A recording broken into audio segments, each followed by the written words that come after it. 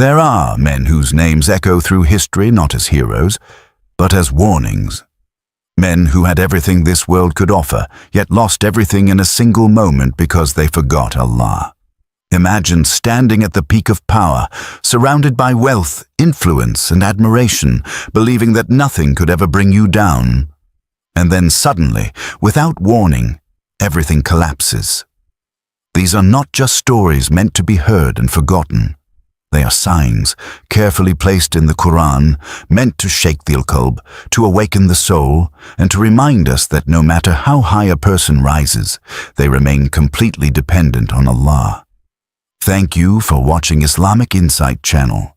I would truly love to know which country are you watching this from.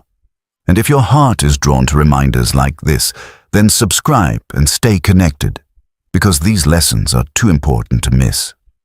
When you begin to reflect on these stories deeply, something powerful becomes clear. Allah does not mention these men randomly. Each one represents a specific danger that al-insan faces again and again throughout time. It is almost as if these stories are repeating themselves in every generation, just with different names and different faces. There is the danger of wealth that blinds, the danger of power that corrupts, the danger of influence that misguides, and the danger of deception that destroys faith itself. And what makes these stories truly terrifying is not just how they ended, but how they began. None of these men started by openly declaring disbelief or arrogance. It began slowly. A sense of pride here, a small act of ingratitude there, a moment where they chose themselves over obedience to Allah. And step by step, al-qalb becomes harder, the ego grows louder, and eventually a person begins to believe that they are in control of their own destiny. That is the illusion. That is the trap. Because the Quran constantly reminds us that Allah gives and takes, raises and lowers, honors and humiliates, all according to His wisdom. These men forgot that truth, and when they did, their scoot was not just inevitable, it was devastating. Among them was a man whose name became a symbol of wealth so extreme that it almost feels unreal. Qarun, a man from the people of Musa, peace be upon him, who lived among believers yet chose a path that led him far away from humility and gratitude. Allah describes his wealth in a way that forces you to pause and really imagine it. The keys to his treasures alone were so heavy that even strong men struggled to carry them. Think about that for a moment. Not the treasure itself, just the keys to it required a group of powerful individuals to lift. This was not ordinary wealth. This was abundance beyond imagination, and with that wealth came status, admiration, and influence. People looked at him and saw success. They envied him. They wished for what he had. In their eyes, he had achieved everything that mattered in this world. But what they could not see was what was happening inside his heart. Because wealth, when it is not balanced with gratitude, begins to change a person. It slowly convinces them that they are self-made, that their intelligence, their effort, their knowledge is the sole reason for their success. And this is exactly what Qarun believed. When sincere people advised him, when they reminded him to use his wealth in the path of Allah, to be generous, to remain humble, his response revealed everything about his condition. He said that he had been given this wealth because of knowledge he possessed. Not because of Allah's mercy, not as a test, but because of himself. And that single belief, that dangerous shift from gratitude to arrogance, was the beginning of his end. There is something deeply dangerous about pride when it settles quietly into the heart, because it does not always announce itself loudly. It grows slowly, almost unnoticed, feeding on success, feeding on admiration, feeding on the al-insan's constant desire to feel superior. Qarun did not wake up one day and suddenly become arrogant. It was a process, a gradual shift in the way he saw himself and the blessings around him. At first, wealth may have felt like a gift, something to be grateful for, something to use wisely.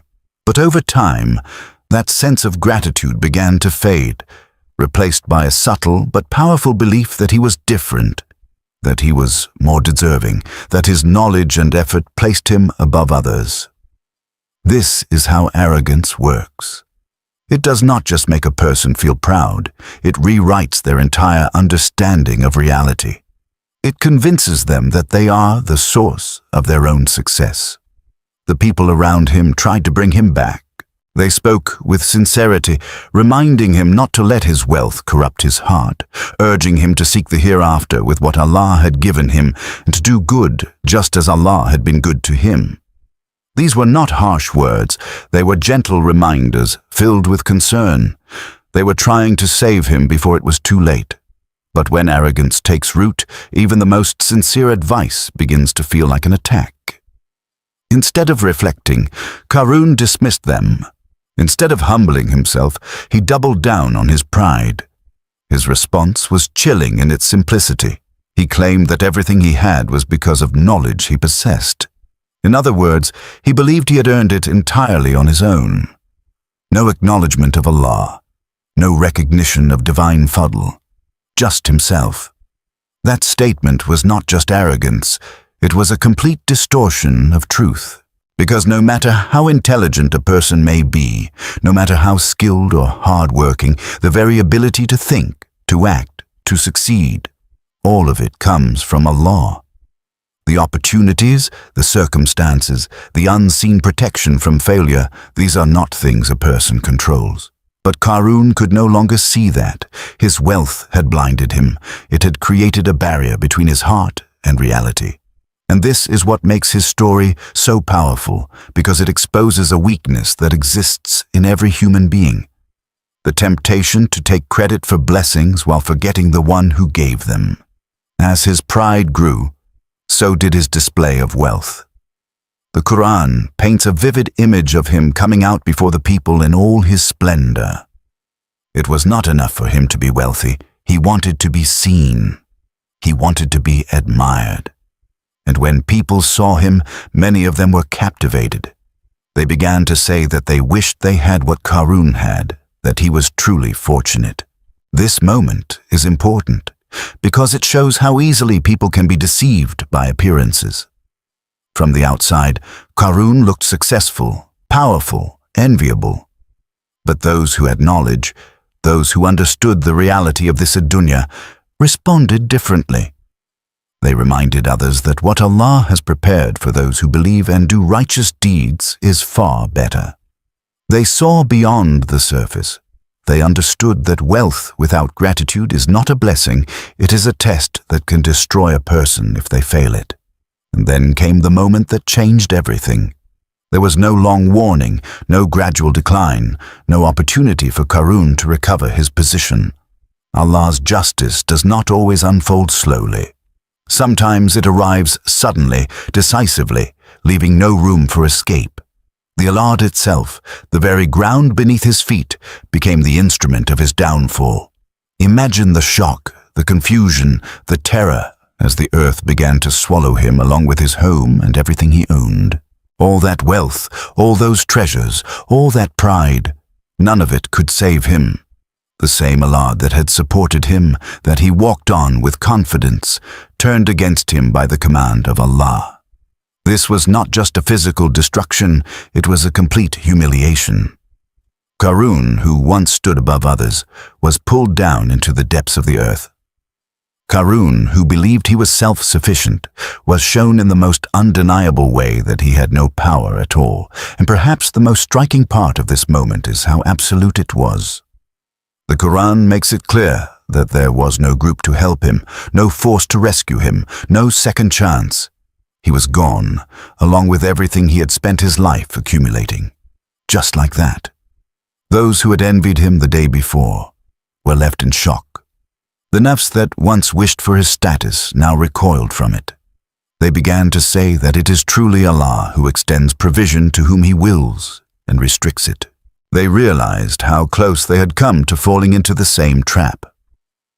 This shift in their understanding is a powerful reminder. Sometimes it takes witnessing the downfall of others for people to recognize the reality of their own situation. The story of Qarun is not just about a man who was destroyed because of wealth. It is about the deeper danger of forgetting where blessings come from. It is about how quickly success can turn into ruin if the heart is not anchored in gratitude. It is about the illusion of control that an insan clings to, believing that they are the architects of their own fortune, when in reality they are completely dependent on Allah at every moment. And perhaps the most unsettling part is how relevant this story remains. The same mindset exists today. People measure success by wealth, by status, by visibility. They admire those who appear to have everything, often without questioning how those blessings are being used. And just like in the time of Qarun, there are always voices of wisdom reminding others to stay grounded, to remain grateful, to prioritize the hereafter. But those voices are often ignored, drowned out by the noise of pride and desire. In the end, Qarun's story leaves us with a question that is impossible to ignore. When blessings come into our lives, how do we respond? Do we recognize them as gifts from Allah, using them in ways that bring us closer to Him? Or do we begin to see them as proof of our own greatness, slowly drifting into the same mindset that led to Qarun's destruction? Because the Allah that swallowed him is still beneath our feet, and the lesson remains as real today as it was then. There is a kind of evil that does not always stand at the front, does not always make the loudest claims, and does not always wear the crown. It operates from the shadows of power, standing beside those who lead, strengthening them, protecting them, and helping their Vum spread further than it ever could alone. This is where the story of Haman becomes deeply unsettling, because he was not the one claiming to be a god, yet he played a critical role in making that claim seem real to others. He was close to Pharaoh, trusted, influential, and deeply embedded in the machinery of oppression. And sometimes, the one who enables tyranny can be just as dangerous as the one who declares it.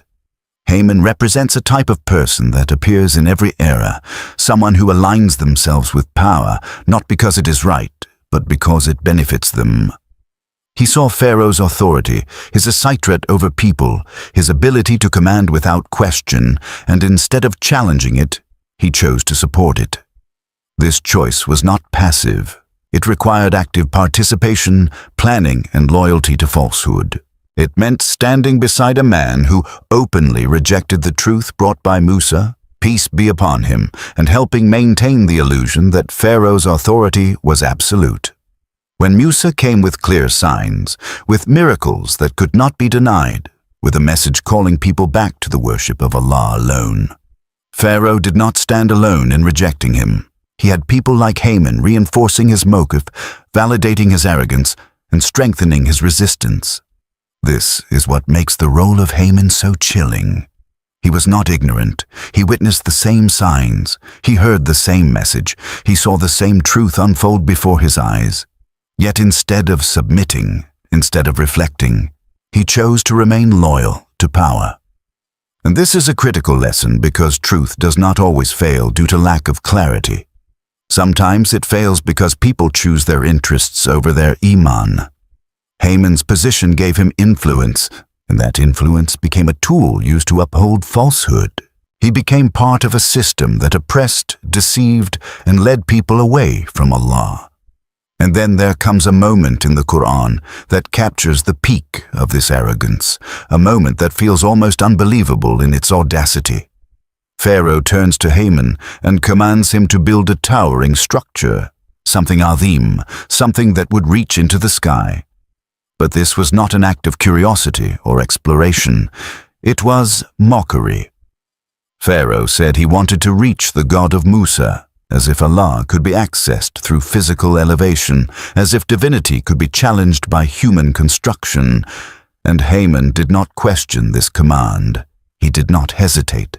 He did not remind Pharaoh of the absurdity of such a request. Instead, he accepted it. Think about what this represents.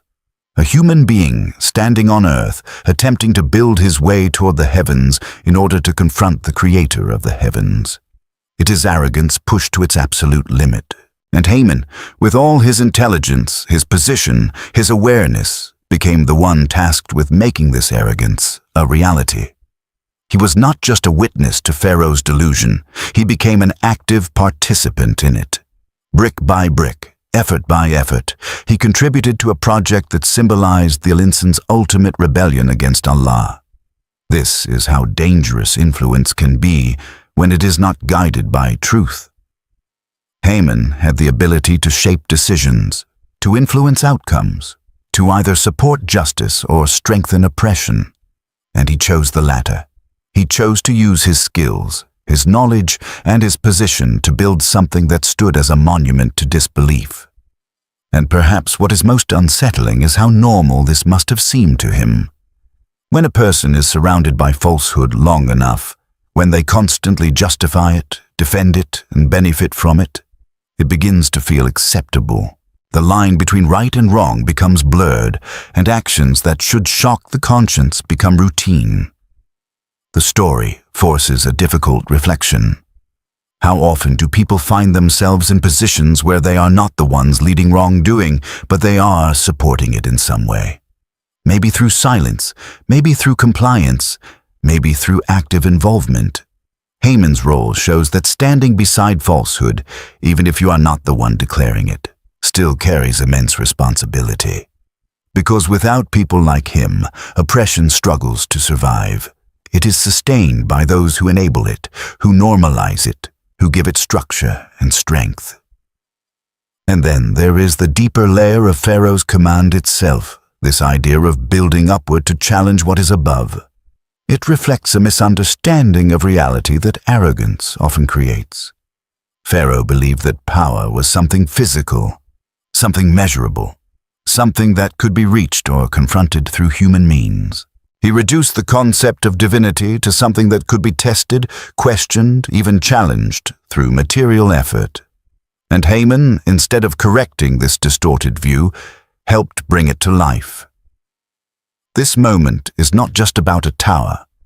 It is about a mindset. A mindset that believes human capability can rival divine authority. A mindset that places intellect, technology, and construction above humility and submission. And this mindset is not limited to the past. It appears again and again, in different forms, in different societies, whenever people begin to believe that they are no longer Haja to Allah, that they can control everything, that they can define truth on their own terms. Haman's involvement in this act is what cements his place among those who are warned against. He was not forced into this role. He chose it. He embraced it. He used his abilities to serve arrogance rather than truth. And in doing so, he became part of one of the most maruf examples of collective defiance against Allah. The story does not need to describe every detail of what was built or how high it reached. That is not the point. The point is the intention behind it, the arrogance that drove it, and the blindness that allowed it to happen. Because when a person reaches a level where they no longer see any limit to their power, where they begin to mock the very idea of accountability before Allah, they have already set themselves on a path that leads to destruction. Haman's legacy is not just that of a man who stood beside Pharaoh. It is the legacy of someone who chose influence over truth, loyalty over Iman, and power over humility. It is a reminder that being close to authority does not elevate a person if that authority is built on falsehood. In fact, it can pull them deeper into darkness. And the most terrifying part is that people like Haman rarely see themselves as wrong. They believe they are simply doing their job, fulfilling their role, maintaining order. But when that role is tied to injustice, when that order is built on oppression, then every action becomes part of a Akbar chain of wrongdoing. And so the question remains, not just about Haman, but about anyone who hears this story. If placed in a similar position, surrounded by power, given influence, faced with a choice between truth and benefit, what would we do? Because the story is not just about a man from the past. It is about a pattern that continues, a warning that remains, and a reality that still unfolds in different forms, waiting for those who are willing to reflect. There comes a moment in every story of arrogance where illusion collapses and reality strikes with a force that cannot be resisted. For Pharaoh and Haman, that moment did not arrive gradually. It came suddenly, decisively, in a way that left no room for denial, no space for escape, and no opportunity to reclaim what had been lost. After all the signs that had been shown to them, after witnessing miracles that should have shattered any doubt, after repeated warnings through Musa, peace be upon him, they still chose to persist in their defiance. This is what makes their nihayat so powerful, because it was not dhulm done in ignorance, it was rejection done in full awareness. The sea itself became the stage for their final moment. Imagine the scene, the children of Israel standing before the water, trapped, with Pharaoh's army approaching behind them, confident, powerful, convinced that victory was inevitable. Pharaoh, who had declared himself the highest authority, who had oppressed an entire people, who had mocked the truth and commanded acts of arrogance like building toward the heavens, now stood at the edge of what seemed like a simple pursuit.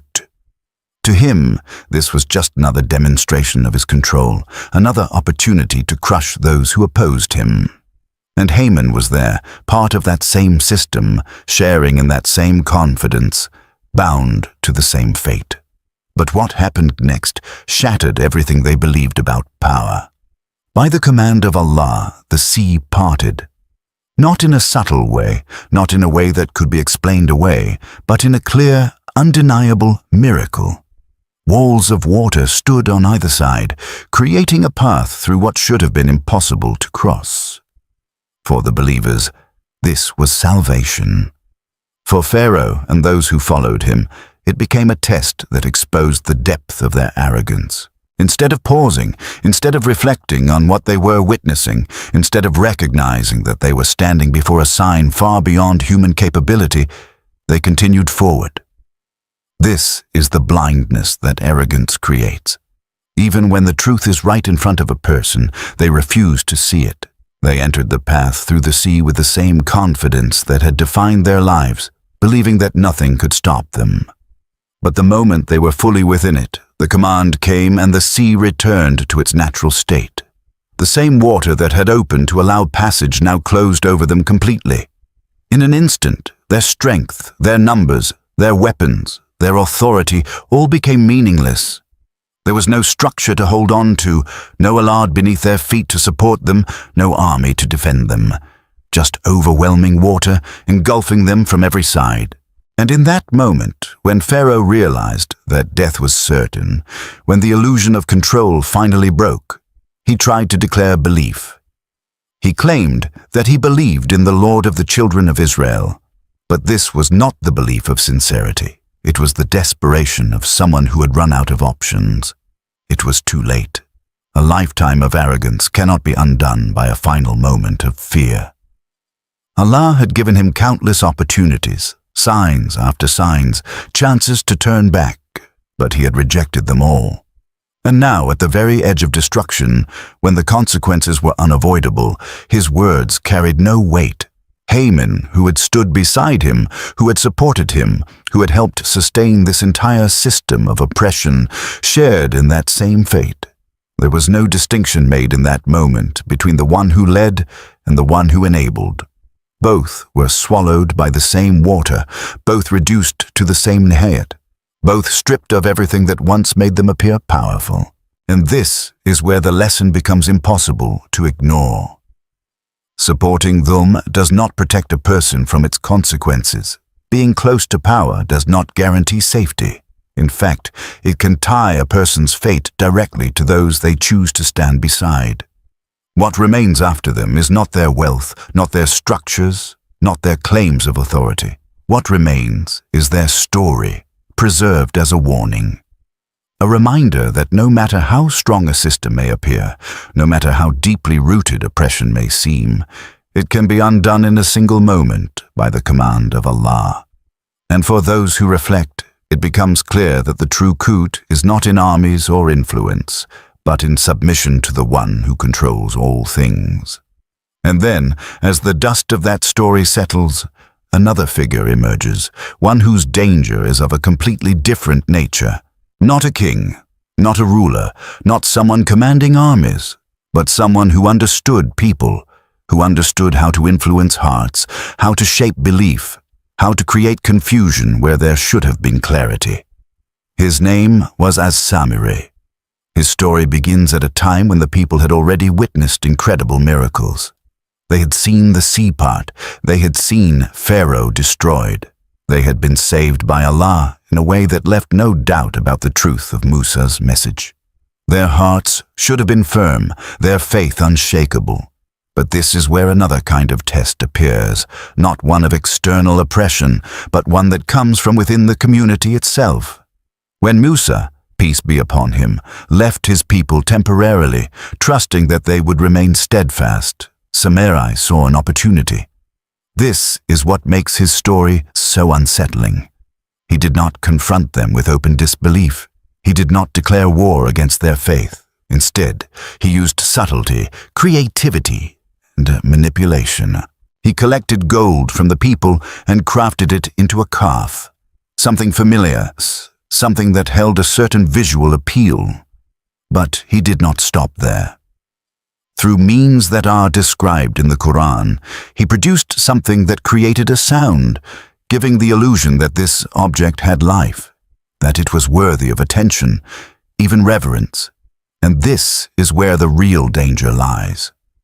Because people are not always led astray by something that looks obviously false.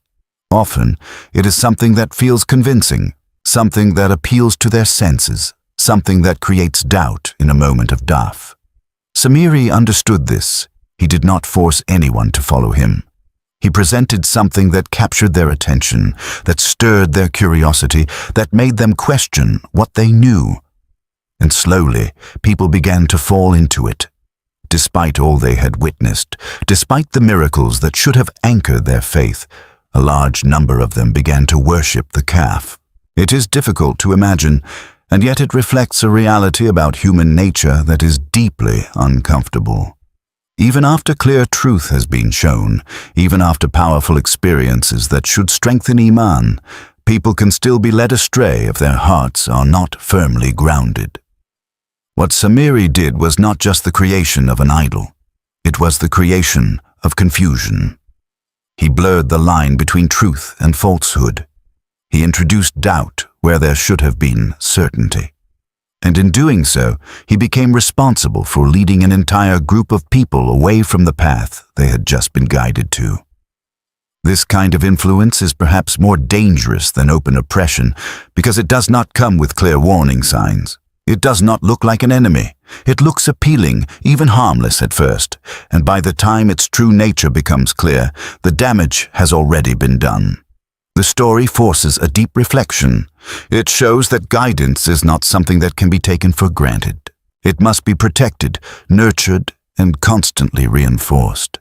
Because there will always be voices like Samiri's, offering alternatives, creating doubt, presenting illusions that challenge what is true.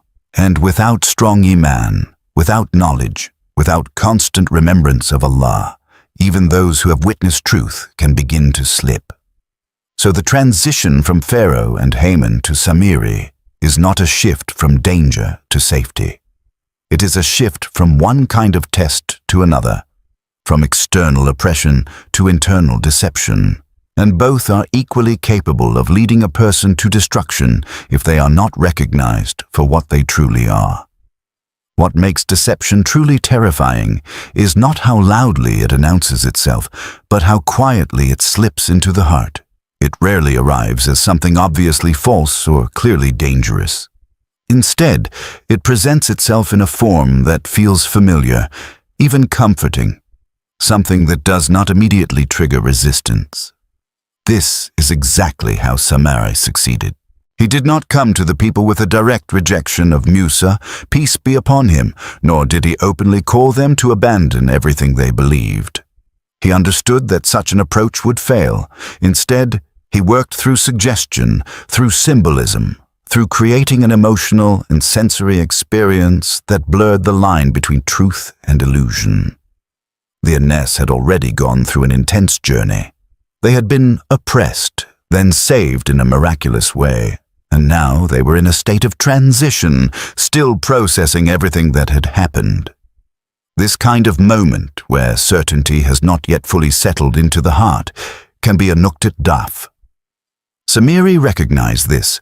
He saw that while their eyes had witnessed miracles, their hearts still needed strengthening.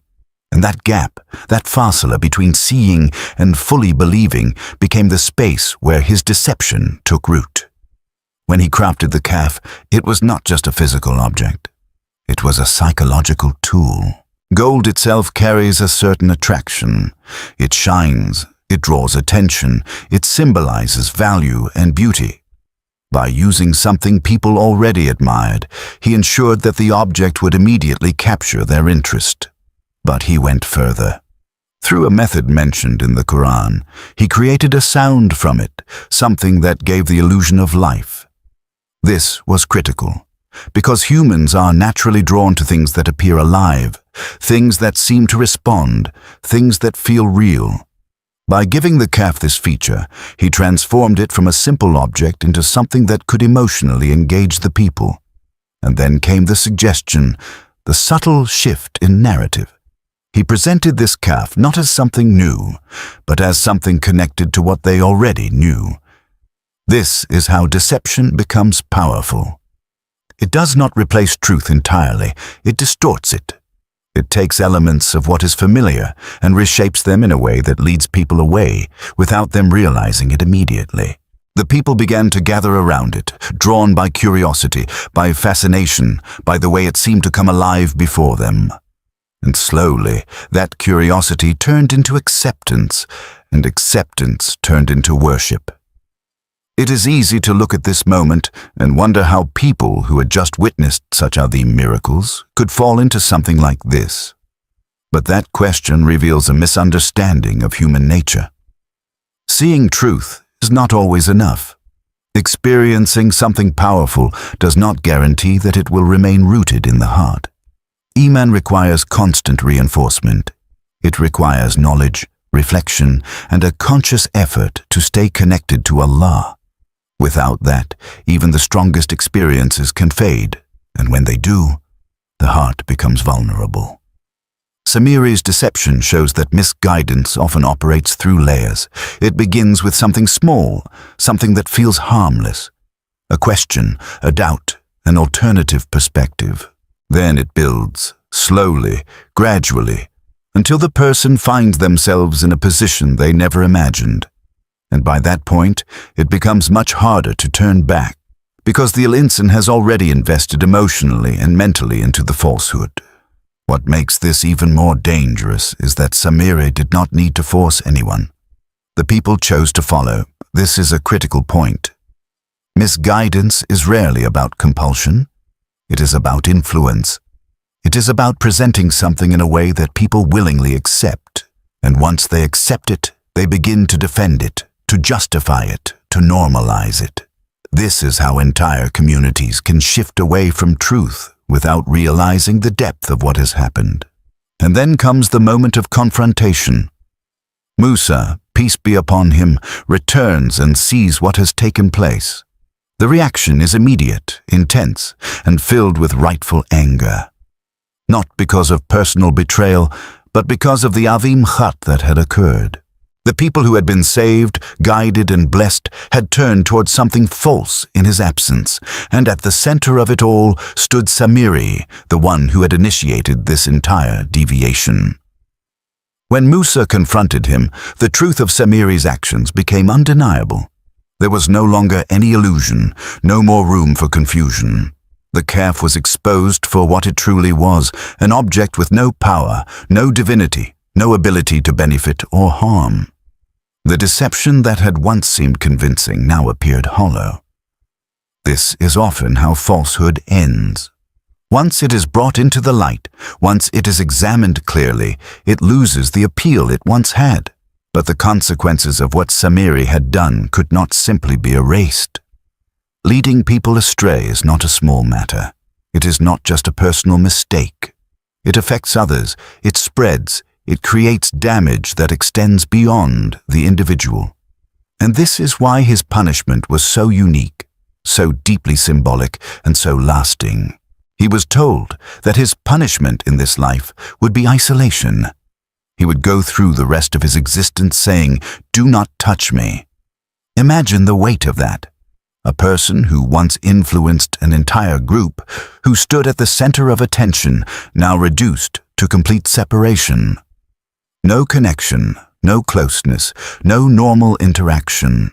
It is as if the very ability to be part of a community was taken from him. This punishment reflects the nature of his crime. He had disrupted the spiritual unity of the people, introduced confusion, and broken the connection they had with truth.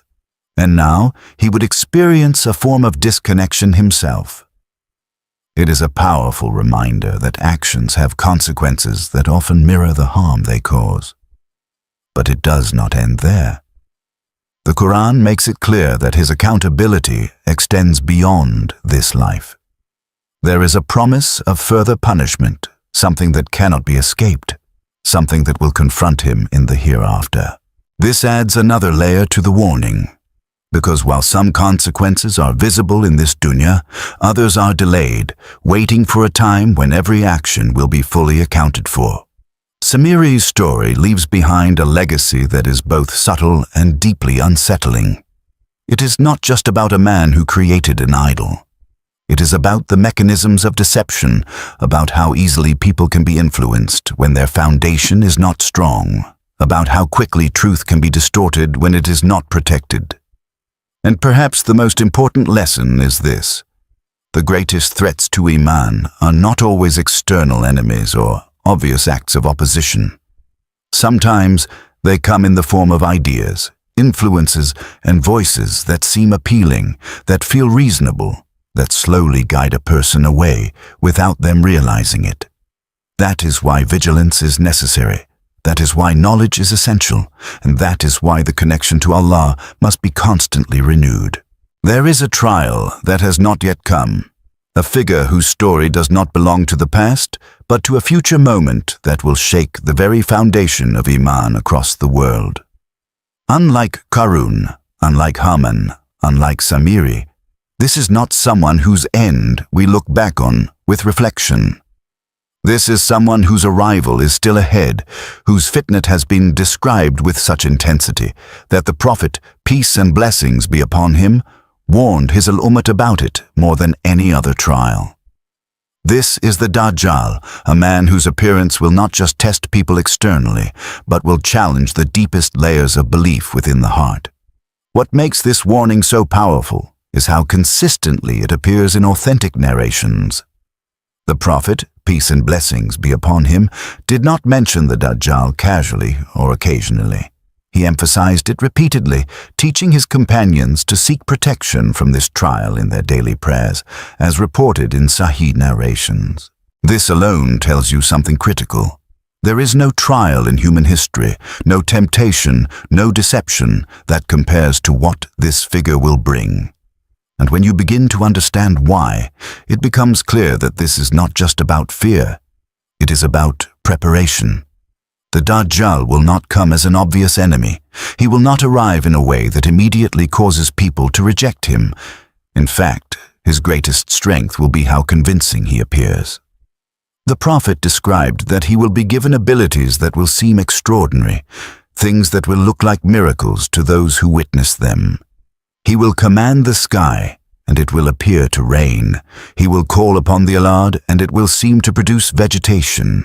He will have something that appears to be paradise and something that appears to be fire. Yet the reality will be the opposite. These are not small tricks. These are overwhelming displays that will challenge a person's perception of reality itself. And this is where the danger reaches its peak. Because human beings are naturally drawn to what they can see, what they can experience, what they can measure. When something extraordinary happens in front of them, it creates a powerful emotional response. It feels undeniable. It feels real. And the Dajjal will use this to its fullest extent. He will not just present ideas, he will present experiences that seem to confirm his claims. This is what makes his fitnat unlike anything before. It will not just be intellectual, it will be deeply psychological and sensory. But beyond all of this, the most terrifying aspect is his claim. He will claim to be divine. He will stand before people and call them to believe in him as their Lord. And for many, this will not feel as absurd as it sounds. Because when someone appears to control elements of the world, when they seem to have power over life and provision, when they present themselves with confidence and authority, it can blur the lines in the mind of those whose iman is not firm. This is why the Prophet warned that even strong believers will find this trial difficult. Imagine a person who has not built a deep connection with Allah, who has not grounded their belief in knowledge, who has not trained themselves to distinguish between truth and illusion. When they encounter something that appears to challenge everything they know, their certainty can begin to shake. Doubt can creep in, and once doubt enters the heart, it can spread quickly if it is not addressed. This is why the Prophet, peace and blessings be upon him, gave very specific guidance. He taught that whoever memorizes and recites the first 10 verses of Surah Al-Kahf will be protected from the Dajjal. This is not random. Surah Al-Kahf itself contains stories that address different types of trials, including the trial of wealth, the trial of knowledge, and the trial of power. Reciting these verses regularly strengthens a person's understanding of these tests, grounding them in truths that cannot be shaken by external illusions. He also taught his companions to seek refuge from the Dajjal in every prayer. Think about that level of emphasis. A daily reminder, repeated constantly, asking Allah for protection from a trial that has not yet even appeared. This builds a mindset of awareness, a recognition that no one is immune, that protection comes only from Allah. The descriptions of the Dajjal also include physical signs, such as the fact that he will be one-eyed and that between his eyes will be written the word kafir, which every believer will be able to recognize, whether they can read or not. This detail is profound because it shows that no matter how convincing his external appearance may be, there will always be a clear sign for those whose hearts are connected to Allah. It is a reminder that truth is never completely hidden. It remains accessible to those who seek it sincerely. And yet, despite all of these warnings, despite all of these protections, the Hadith make it clear that many people will still follow him. Entire groups will be drawn to him, captivated by what he offers, convinced by what they see. This is what makes his trial so terrifying. It is not just about individual failure, it is about widespread deception on a scale that humanity has never experienced before. When you reflect on this, it becomes clear that the story of the Dajjal is not isolated from the stories that came before. It is connected to them. Qarun showed the danger of wealth when it leads to arrogance. Haman showed the danger of supporting falsehood for the sake of power. Samiri showed the danger of deception and how easily people can be misled. And the Dajjal combines all of these elements into one overwhelming trial. He will offer wealth and provision, he will display power that appears absolute, and he will use deception in its most advanced form. This is why preparing for this trial is not something that can be delayed. It is not about knowing the details alone, it is about strengthening the heart, building a foundation of Iman that is not dependent on what is seen or experienced. Because when the Dajjal appears, those who rely only on their senses will struggle. But those who have grounded themselves in the truth of Allah's oneness, who understand that no created being can ever share in His authority, who have trained themselves to recognize the al-farq between reality and illusion, they will have something that cannot be shaken. And perhaps the most important realization is this: the Dajjal does not create belief or disbelief. He reveals what is already within the heart. His trial exposes the strength or weakness of a person's Iman. It brings to the surface what has been built over time. That is why the preparation begins now, long before his arrival, long before his name becomes a reality in the world. Because when that moment comes, it will not be a time to start building faith. It will be a time when faith is tested in its most intense form, and only those who have prepared, who have taken the warnings seriously, who have sought protection from Allah consistently, will find themselves able to stand firm in the face of a deception unlike anything that has ever existed. When the Prophet, peace and blessings be upon him, warned about the greatest trial that humanity will ever face, he did not leave people in fear without guidance. He gave clear, practical steps, not complicated rituals or unreachable standards, but consistent actions that build a shield around the heart over time. And this is where the beauty of Islam becomes so clear, because protection is not reserved for a select few. It is accessible to anyone who takes it seriously and acts upon it with sincerity. One of the most powerful protections he taught is the recitation of the first 10 verses of Surah Al-Kahf, as mentioned in authentic narrations. These verses are not just words to be memorized and repeated without thought. They carry meanings that directly confront the types of deception the Dajjal will bring. They remind the believer of the reality of guidance, of the unseen, of the importance of holding firmly to truth even when the world around you begins to shift. When a person engages with these verses regularly, reflects on them, understands them, they begin to develop a kind of inner clarity that is not easily shaken. Because when deception appears, it does not always look false on the surface. It can appear attractive, logical, even beneficial. But the one who has internalized these reminders sees beyond the surface. They recognize the patterns. They understand that anything that challenges the oneness of Allah, no matter how impressive it appears, is ultimately false. The Prophet also taught his companions to seek refuge from the Dajjal in every prayer. Think about the consistency of that act. Every single day, multiple times a day, turning to Allah and asking for protection from a trial that may not even come during a person's lifetime. This builds something deeper than awareness.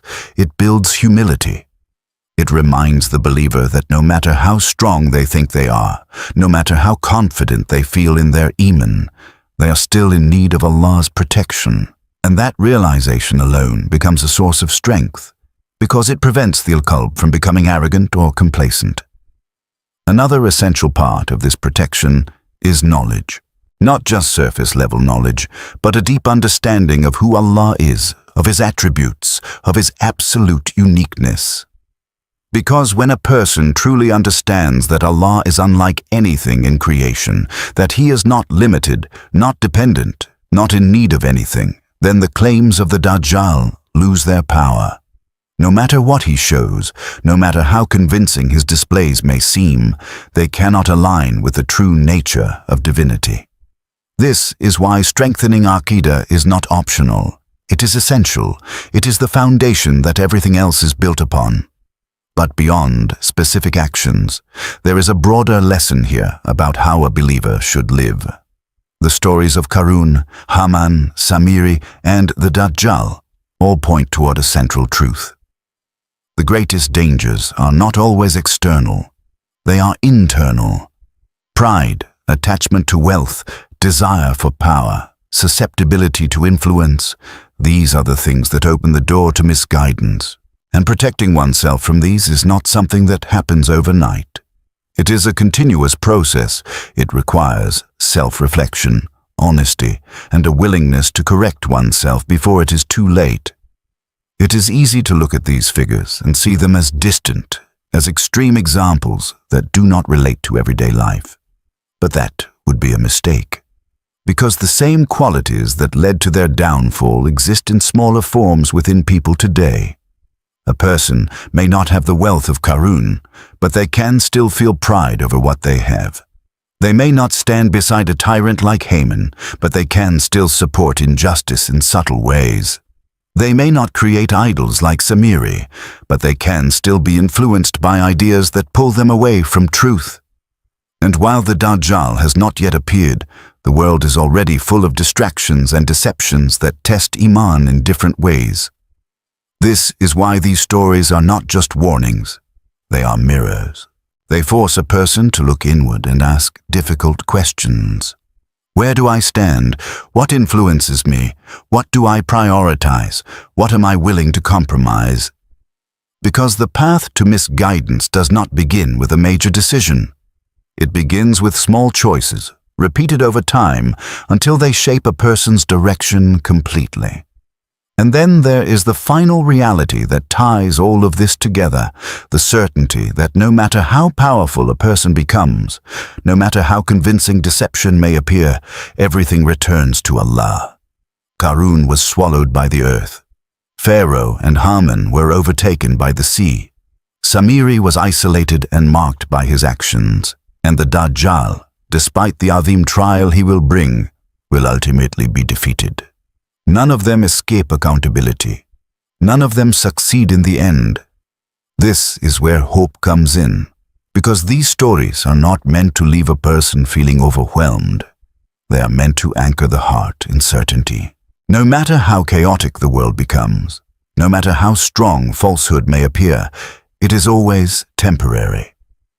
Truth remains, and those who hold on to it, even when it is difficult, even when they feel alone, are the ones who are truly successful.